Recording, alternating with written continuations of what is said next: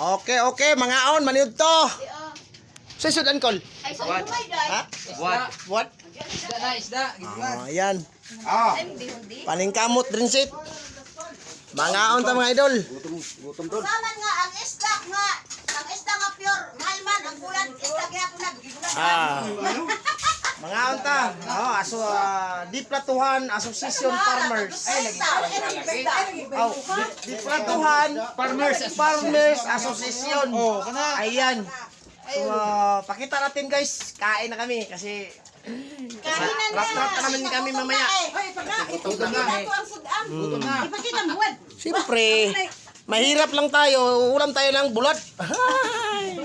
Tsaka yung ano tawag yan? Inuskos na atsara. Ayan. Noodles. Day ko ano. Ayan. Tara guys, sa sunod, kung sinong ganahan mag-sponsor, hala, sponsor lang. Sinto Gcash ni Idol Diplatuhan Farmers Association. Oh, yan. Ayun sila guys, nagsinukaray na sila. Nagdaihay na sila sukad. Oh. So, ang nagkamera karon pas mo na. Kuni sukad. Mo din itong kusinira guys, Idol Giselle. O katong si Mami. Ayan.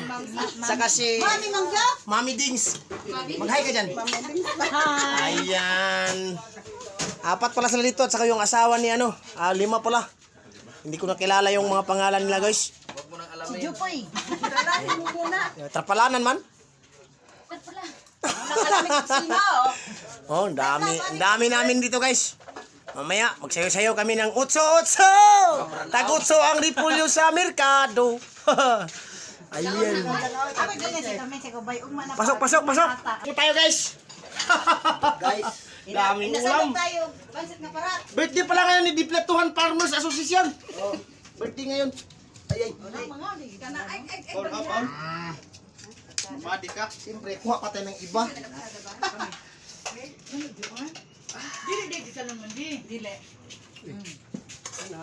Dalawang bulad. Ano na?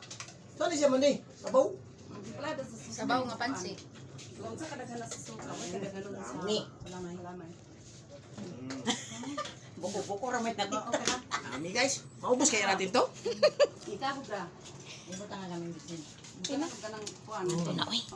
Sarap.